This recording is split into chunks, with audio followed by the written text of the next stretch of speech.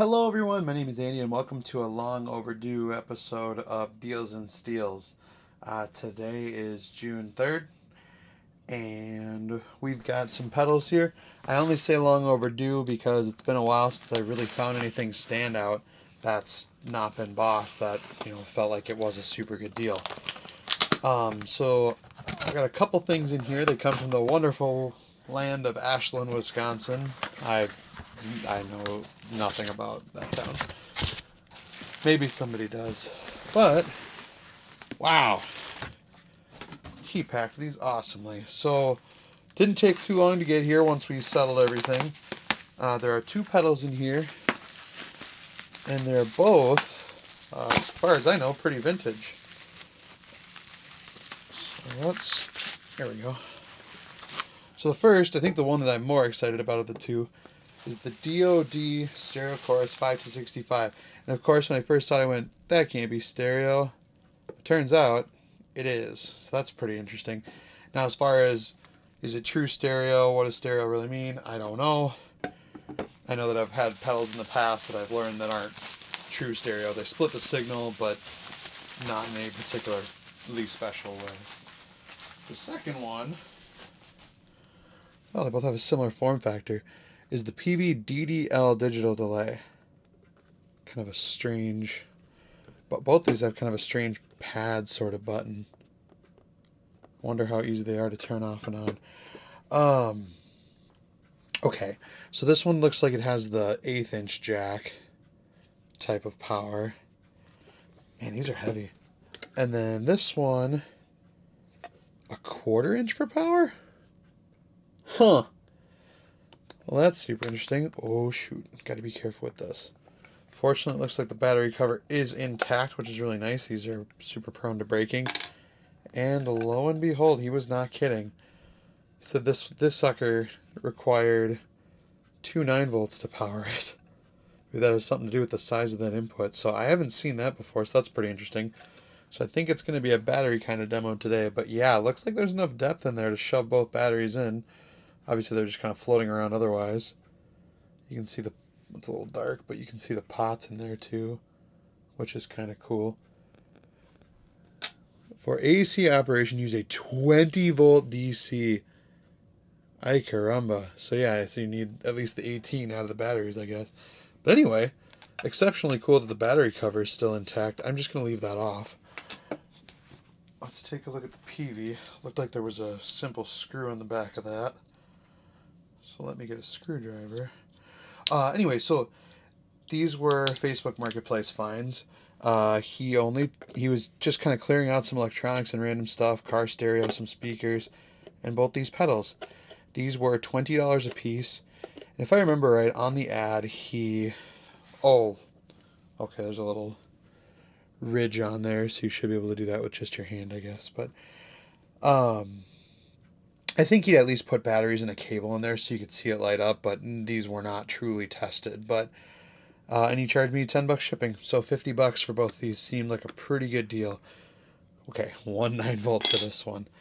But yeah, I'd say for like their age and everything, seemed to be in pretty okay, and the price seemed right. Seemed to be in pretty okay shape. Let's get some batteries in these suckers and plug them in. Okay, got them both plugged in. This one I'm sure again with your foot it would be a little less effort, but not a lot of effort needed to turn on the Chorus. So we're gonna start with that. My clean signal.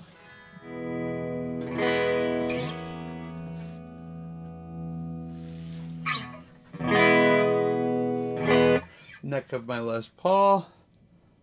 Turn this on. Okay. Interesting sputtering noises. I'm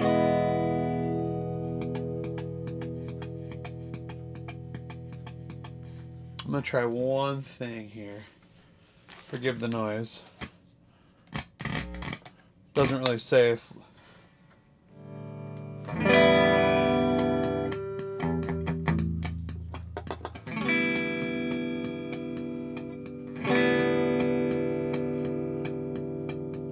Huh. Only thing that seems to be happening are those pops you hear.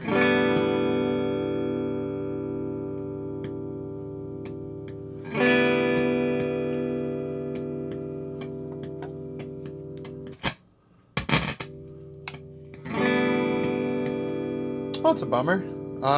Let's move on to the delay.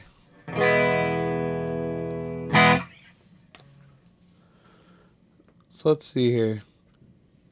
Mix.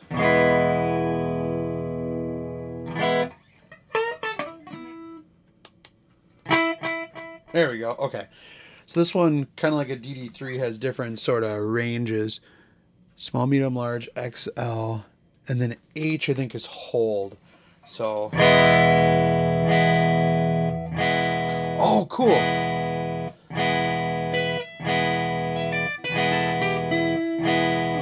That's kind of cool. It's like a DSD, the sampler from Boss. So you can hold a...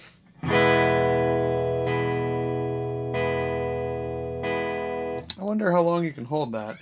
It'd be easier, of course, if it was on the floor, but that's really cool. But then I'm guessing the... Oh.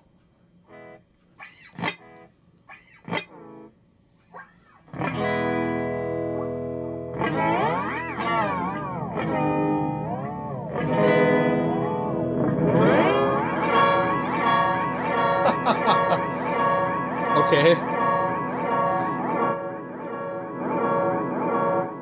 There we go. Turn the repeats down. Okay, so you can get really drunk messing around with the delay time of that.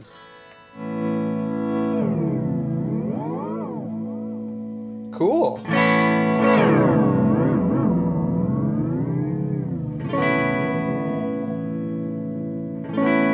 Wow, and that delay time is really long too. That's awesome. So that's on the hold. Okay, so that, yep, that was the longest setting on the XL. That's pretty impressive.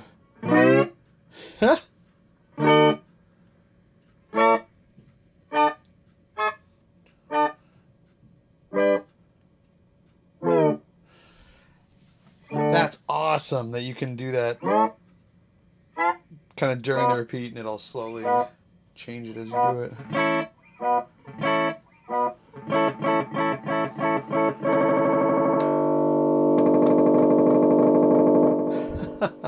Okay, so now to the long. Let's go as long as we can on L for long. What? Oh, excuse me. Okay. So there's the longest repeat on long. On medium, so there's your slapback.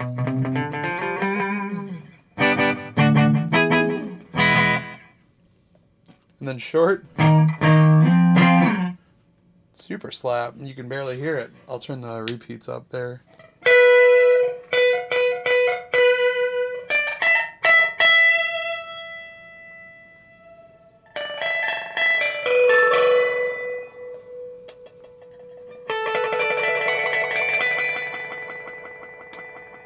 Long. And the extra long.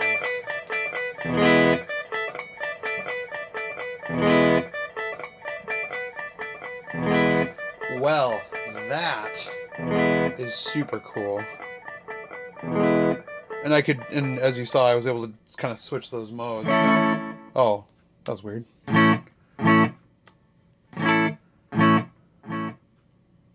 Yeah, and kind of stack the repeats on top of each other. But then again, you can do the sample thing.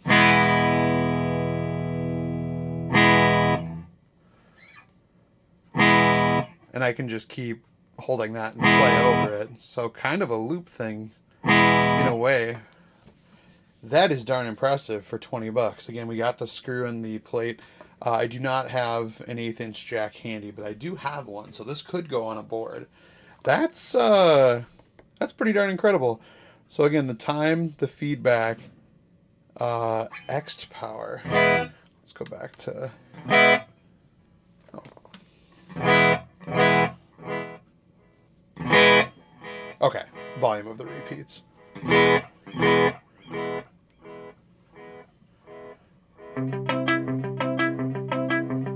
that sounds ugly. But it'll go for a darn long while.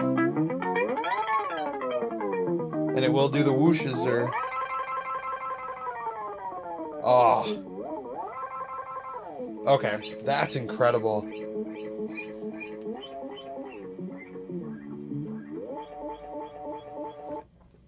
Okay, so buffered bypass or whatever you'd like to call it. So it will turn off when you turn it off. So, darn impressive. Let's go back to this thing. Okay, so no more crackling now. Except when I strum. Before it was just intermittent crackling.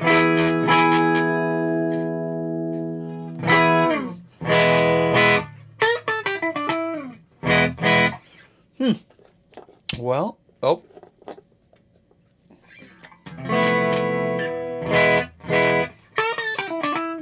Well, not sure what's going on with that one, but bare minimum for 20 bucks, or call it 25 if you call it 10 shipping, so 5 each. Oh, now it's clipping because of the chorus.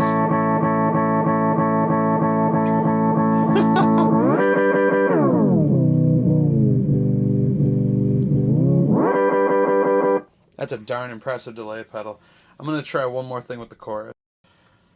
Okay, just wanted to plug it in by itself. Does not seem to be doing anything different.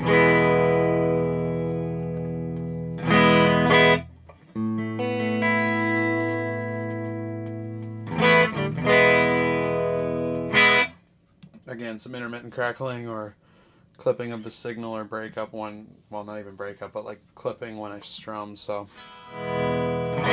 Not sure what the story is on that, but hey, two cool, I believe, 80s vintage pedals for 50 bucks. The one is incredible. Once this one works, I'm sure it'll be incredible too.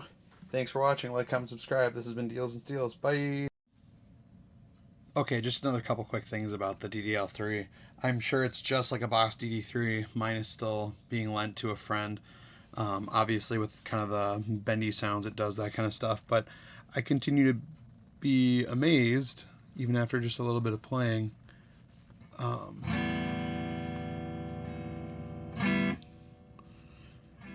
So you can go one repeat all the way to essentially infinite. But the thing I'm really in love with right now is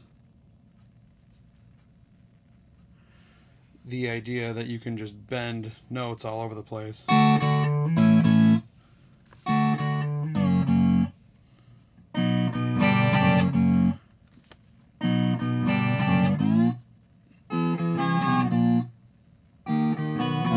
Kind of back to where we were on the first chords, and then back to normal G, and obviously you can go.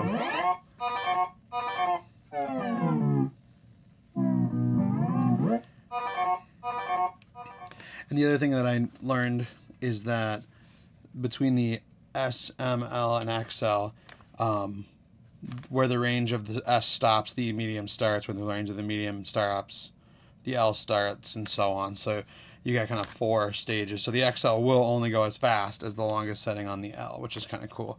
Again, the whole thing seems to be like a DSD where you can simply, strum a chord and leave that in as a sample while playing over it. Unfortunately, it's not like a looper. You can't upload, or I'm sorry, you can't loop or stack any of that.